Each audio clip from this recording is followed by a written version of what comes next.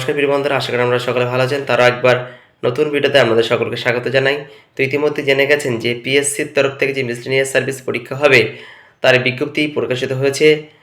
অনলাইনে কবে থেকে ফর্ম ফিল আপ, কোয়ালিফিকেশান কী আছে, কারা কারা এই পরীক্ষার সুযোগ পাচ্ছেন, এসসি এসটি ওবিসিদের ক্ষেত্রে ফর্ম ফিল আপে কত ছাড় দেওয়া হয়েছে এবং অন্যান্য ক্যাটাগরির ক্ষেত্রে কী কী যোগ্যতা রাখা হয়েছে, ইডাব্লিউএস ক্যাটাগরির ক্ষেত্রে কী শর্ত রাখা হয়েছে, পিএসসি পরীক্ষায় স্পোর্টস লেভেলের জন্য কি কত কোটা রয়েছে, শূন্যপদ কত এবং কি কি যাবতীয় ডকুমেন্ট লাগবে সমস্ত কিছুই কিন্তু, এবং সিলেবাস কি, পুরো বিষয়টা নিয়ে আজকের ভিডিওতে আলোচনা করা হবে। তো চলুন শুরু করা যাক। তো সর্বপ্রথম যেদিকে নজর রাখবো সেটা হচ্ছে দেখুন সিলেবাস। তো scheme of examination, the examination will be held three congestive stage, তিনটে স্টেজে কিন্তু পরীক্ষা হবে: প্রিলিমিনারি এক্সামিনেশন, ফাইনাল এক্সামিনেশন এবং পার্সোনাল টেস্ট। তো প্রিলিমিনারি এক্সামিনেশন 200 মার্কসের প্রশ্ন হবে। তো সেক্ষেত্রে প্রত্যেকটা মার্কস থাকবে 2 নম্বর করে, 100টি কোশ্চেন থাকবে। তার মধ্যে 150 নম্বর হচ্ছে জেনারেল নলেজ এবং 50 হচ্ছে ম্যাথমেটিক্স। টোটাল 1 ঘন্টা 30 মিনিট সময় থাকবে। তারপর ফাইনাল এক্সামিনেশন 450 মার্কসের পরীক্ষা হবে। তো সেখানে কিন্তু পেপার ওয়াইজ ভাগ করা থাকবে। তো দেখুন, the examination will consist of 3 paper, 3টে পেপারে কিন্তু পরীক্ষা হবে। পেপার 1 থাকবে ইংলিশ, পেপার 2 থাকবে বেঙ্গলি, হিন্দি, উর্দু, নেপালি, সাঁওতালি অ্যান্ড ভাষার প্রশ্ন, এবং পেপার 3 থাকবে general studies and arithmetic. Full marks and time for each of papers 1 and 2, 1 এবং 2 নম্বর পেপারে 150 মার্কসের প্রশ্নের জন্য 1 ঘন্টা 30 মিনিট সময়। Full marks for paper 3 will be 150, 3 নম্বর পেপারের জন্য 150 নম্বর থাকবে। 100 মার্কস ফর জেনারেল নলেজ এবং 50 মার্কস থাকবে পাটিগণিত। The total time being 2 hour 30 minutes, total time থাকবে 2 ঘন্টা 30 minute. Answer for group A general studies portion should be given in English or in Bengali or in Nepali. তা সুতরাং answer দিতে পারবেন paper 1-এ বাংলা, ইংলিশ, নেপালিতে, আর group B arithmetic in English or in Bengali, English অথবা Bengali. But all the answers for individuals group must be in on and the same language. 3টে স্টেজে কিন্তু আপনি চেষ্টা করবেন একই ভাষায় উত্তর দিতে। পার্সোনাল টেস্ট, সেখানে বলা হচ্ছে দেখুন, পার্সোনাল টেস্ট 100 মার্কসের হবে। তার আগে বলে কিন্তু examination of all the 3 papers, এই তিনটে পেপার হবে ফাইনাল এক্সামিনেশন, সে কিন্তু একই দিনে কিন্তু হবে। পার্সোনাল টেস্ট 100 মার্কসের হবে। A limited number of candidates selected merit wise on the result of the final examination written will be call to the personal test. যারা রিটেন এক্সামিনেশনে সফল হবেন ফাইনাল এক্সামিনেশন, তাদের কিন্তু ডাকা হবে এবং ফাইনাল মেরিট লিস্ট, এই আপনাদের ফাইনাল অ্যান্সার যে কোশ্চেন দিয়ে ফাইনাল এক্সামিনেশন এবং পার্সোনাল টেস্টে যে নাম্বার পাচ্ছেন তার ভিত্তিতে কিন্তু মেরিট লিস্ট তৈরি হবে।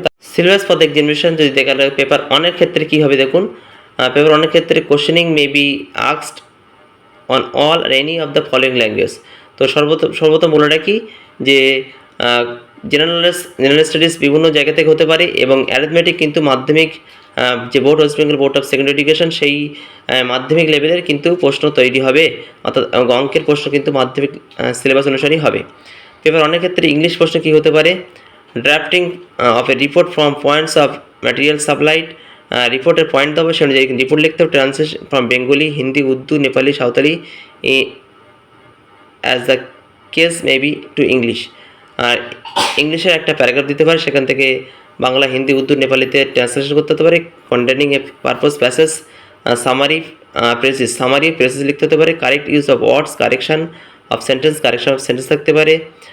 কারেক্ট ইউজ অফ ওয়ার্ডস থাকতে পারে, ঠিক আছে। এবার বাংলা যে ক্ষেত্রে আমরা যদি শেয়ার করি, বাংলা, হিন্দি, তেলুগু, নেপালি, সাঁওতালির দিকে যদি নজর রেখে দেখবো, questioning may be asked on all or any of the following items. Drafting of report, একটা রিপোর্ট লিখতে হতে পারে। Translation from English to Bengali, English থেকে বেঙ্গলি লিখতে হতে পারে, অথবা ইংলিশ থেকে হিন্দি, উর্দু, নেপালি, সাঁওতালি লিখতে হতে পারে। Containing of A pros passage, একটা প্রোজ সারাংশ লিখতে হবে, আর গ্রামার থাকবে। তো এই হচ্ছে আমাদের এক্সামিনেশনের সিলেবাস অনুযায়ী বাস্তবিক চিত্র তুলে ধরলাম। এরপর আমরা চলে যাব ফর্ম ফিল আপের দিকে। সেখানে কীভাবে ফর্ম ফিল আপ করবেন, কী কী কোয়ালিফিকেশান যোগ্যতা রাখা হয়েছে, সমস্ত বিষয় ভালোভাবে দেখে নেব। তো প্রথমেই আমরা দেখে নেব যে advertisement number 13/2024, scale of pay level আমরা দেখে নেব। চাকরি পাওয়ার আগে 32,100 থেকে 82,900 ধার্য করা হয়েছে পে লেভেল 10, আর পে লেভেল 9 28,900 থেকে 74,500 রূপার 2019 অনুসারে। ভ্যাকান্সি পদ কতটা শূন্যপদ সেখানেও সে নিয়ে এখনও কিন্তু বিস্তারিত জানানো হয়নি, পরে কিন্তু জানানো হবে। চলে যাবে সেকেন্ড পেজের দিকে। সেকেন্ড পেজে যদি লক্ষ্য রাখি দেখতে পাবো আমরা রিজার্ভেশন এসসি এসটি ওবিসি ক্যাটাগরির ক্ষেত্রে যে সমস্ত ছাড় দেওয়া থাকে বয়সের ক্ষেত্রে এবং মার্কসের ক্ষেত্রে সেই ছাড় কিন্তু সবাই পেয়ে থাকবে। এবার কোয়ালিফিকেশন মার্কস, এই কোয়ালিফিকেশন কী হতে হবে? কোয়ালিফিকেশন দেখে নেবো আমরা এ ডিগ্রি ফ্রম রেকগনাইজড ইউনিভার্সিটি অর্থাৎ বিএ বিএসসি বিকম যে কোনো ক্ষেত্রে একটা ডিগ্রি কোর্স আমাকে পাস করতেই হবে। Ability to read write and speak in Bengali, Bengali লিখতে পড়তে বলতে জানতে হবে। Knowledge of Bengali will be tested of candidates whose mother tongue in other than Bengali, Nepali, যাদের মাদার টাং বেঙ্গলি এবং নেপালের বাইরে আছে তাদের ক্ষেত্রে কিন্তু পার্সোনাল টেস্টের সময় যাচাই করা হবে।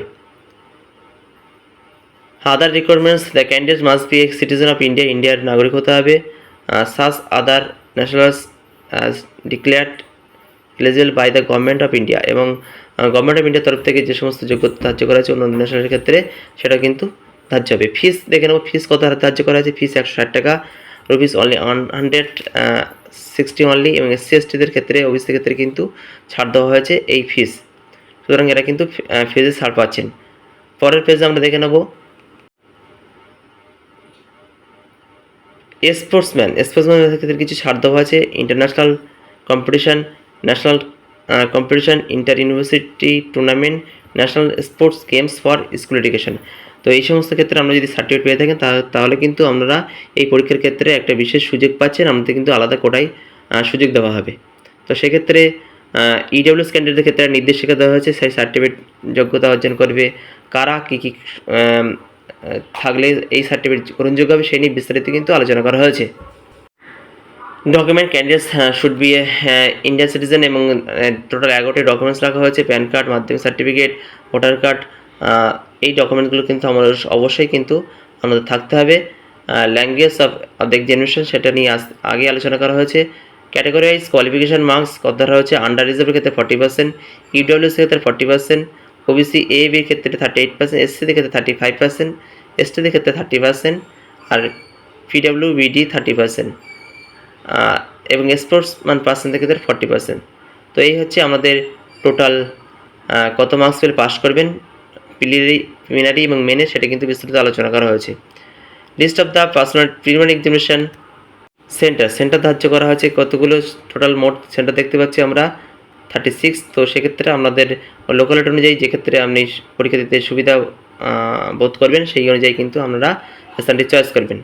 Verification of antecedent by appointing authority, তারপর আমরা কিন্তু পরীক্ষা সফল হলে আমাদের আগে ডকুমেন্ট ভেরিফিকেশন যদি কোনো ত্রুটি ধরা পড়ে তাহলে কিন্তু পুরো পরীক্ষাটা ক্যান্সেল বলে ধার্য করা হবে, ঠিক আছে। এবং তারপরে কিন্তু আমাদের পার্সোনাল টেস্ট হবে, তারপরে কিন্তু মেডিকেল এক্সামিনেশন হওয়া উচিত, এবং সেই যে মেডিকেল এক্সামিনেশন কিন্তু এখানে ধার্য আছে।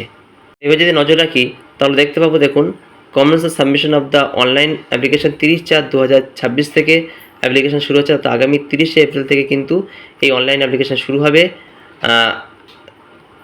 Closing date of submission of online application 20/5, অর্থাৎ এপ্রিল মাসের 30 তারিখে শুরু হচ্ছে, মে মাসের 20 তারিখ পর্যন্ত 3টে পর্যন্ত বেলা 3টে পর্যন্ত কিন্তু অনলাইন অ্যাপ্লিকেশন করতে পারবেন। এবং closing date for the submission of the through online fees দেওয়া থাকবে 20/5/2026 পর্যন্ত। এডিট উইন্ডো, অবশ্যই সেটা এডিট উইন্ডো দেওয়া হবে, সেটা চলবে 22/5, 22 থেকে 28 মে পর্যন্ত কিন্তু আপনারা একটা এডিট উইন্ডো পাবেন। সেক্ষেত্রে আপনার ফটো বা সিগনেচার বা ডকুমেন্টস তথ্য আপলোড যদি ভুল হয়ে থাকে সেগুলো কিন্তু আপনারা এডিট করতে পারবেন। Certificate of required right, physical limitation of any examinee of dear right, যারা এক্ষেত্রে ফিজিক্যাল হ্যান্ডিক্যাপ্ট আছেন এবং তাদের ক্ষেত্রে রিটেনের পার্সন লাগে তাদের ক্ষেত্রে একটা প্রোফর্মা দেওয়া হয়েছে। এই প্রোফর্মা অনুযায়ী কিন্তু তারা অ্যাপ্লিকেশন করতে পারবেন, কারো হয়ে তিনি পরীক্ষা বসতে পারবেন।